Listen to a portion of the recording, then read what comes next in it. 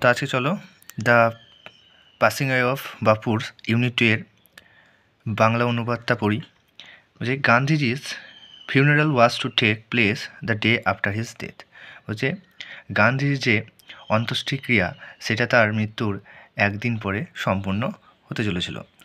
Hours in advance people lined the route the funeral procession was to follow. বলছে কী বলছে, এবং সেই ফিউনারাল প্রসেশন মানে হচ্ছে তোমার আমাদের অন্ত্যেষ্টিক্রিয়ায় একের পর এক ক্রাউডের বা লোকজনদের ভিড় তাকে ফলো করছিল। পদ্মাসী মিসেস নাইডুস ডটার, পদ্মাসী কে ছিলেন? মিসেস নাইডুর মেয়ে। Spoke for us all when she said simply we will walk. Mrs Naidu's daughter আমাদের পদ্মাসী কী বলেছিল, যে তিনি সাধারণভাবেই বলেছিলেন যে চলো আমরা হাঁটি। It is the last time we shall be walking with বাপু। এটা ছিল সর্বশেষ টাইম বা সর্বশেষ সময় যখন আমরা শেষবারের মতো বাপুজির সাথে হাঁটব। ইট ওয়াজ অ্যান অ্যাগোনাইজিং ওয়াক। এটা ছিল একটা অ্যাগোনাইজিং মানে হচ্ছে যন্ত্রণাদায়ক, এটা ছিল একটা যন্ত্রণাদায়ক হাঁটা। Thousands silently watched the procession. বলছে থাউজেন্ডস মানে হাজার হাজার লোক এই শোভাযাত্রা মানে এই অন্ত্যেষ্টিক্রিয়া যাত্রাটি খুব নীরবভাবে দেখছিল। বাপু lay on an open truck covered with flowers. এবং বাপু একটা খোলা ট্রাকের উপরে শুয়েছিল এবং সেই ট্রাকটি ফুল দ্বারা সজ্জিত ছিল বা ঢাকা ছিল। থাউজেন্ডস অফ পিপল ওয়েভড, হাজার হাজার মানুষ কাঁদছিল। ট্রাইং টু টাচ বাপুর ফিট, এবং বাপুর পা দুটি স্পর্শ করতে চাইছিল। It was impossible to move in the thick crowd. এবং সেই এত ভিড়ের মধ্যে আমাদের কথক যিনি বলছেন তার পক্ষে চলাটা খুব কঠিন হয়ে পড়েছিল। As I moved forward slowly I understood I was not merely in the midst of grieving people. As I moved forward slowly, এবং আমি যখন সামনের দিকে একটু একটু করে এগোছিলাম, আই আন্ডারস্টুড আমি বুঝতে পারছিলাম I was not merely in the midst of the grieving people. এবং মনে হচ্ছে যেন আমি এদের মধ্যে নেই গো, ঠিক আছে, এত ভিড়। This was even more than the funeral procession of India's beloved leader. This was even, কারণ এটা কী ছিল? এটা ছিল আমাদের ভারতের সবথেকে মহান নেতার একটা অন্ত্যেষ্টিক্রিয়ার যাত্রা, মানে গান্ধী ছিলেন সবার প্রিয়। I was among people for whom walking with Bapu had a special meaning.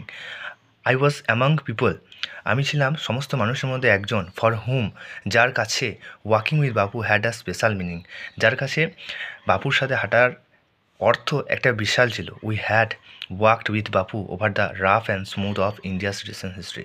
We had walked with বাপু বলছে আমরা আগে হেঁটেছিলাম বাপুর সাথে over the rough and smooth of India's recent history.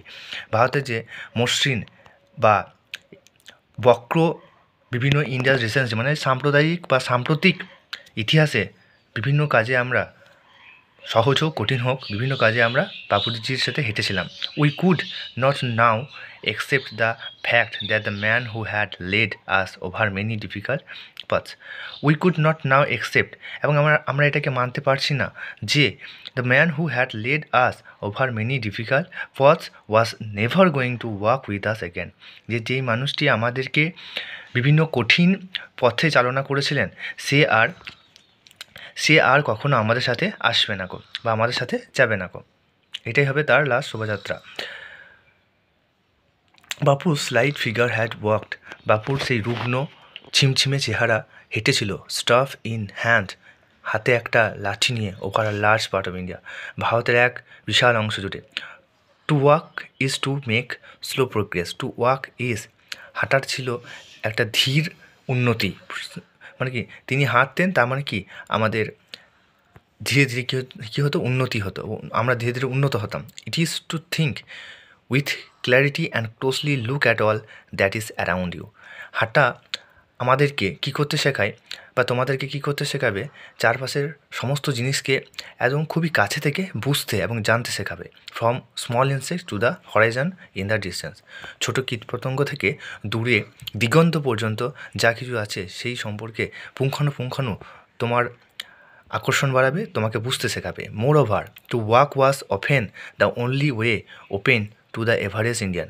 More over বা তোমার বেশি করে বা যাই হোক অর্ধেকের বেশি লোক to walk was open the only was open to the average in, মানে প্রায় ব্যক্তি এই গান্ধীজির সাথে ওপেন মানে ওপেন মাইন্ডেডলি বা গান্ধীর সাথে হাঁটতেন। It required no vehicle except his own body and cost him nothing but energy. বলছে এই হাঁটাতে ইট মানে হচ্ছে এই হাঁটাতে কোনো যানবাহনের প্রয়োজন হয় না, শুধুমাত্র তোমার শরীর এবং অ্যান্ড কস্ট হিম নাথিং, আর তোমার শরীর ছাড়া আর কিছু চাই না, বাট হিজ এনার্জি, আর কি চাই, শক্তি চাই। হচ্ছে তোমার বডি, তোমার শরীর এবং তোমার শক্তি ছাড়া এই হাঁটাতে কোনো যানবাহনের প্রয়োজনীয়তা হয় না। মানে সাধারণ থেকে অতি সাধারণ মানুষ এই গান্ধীজির সাথে হাঁটতে পারত।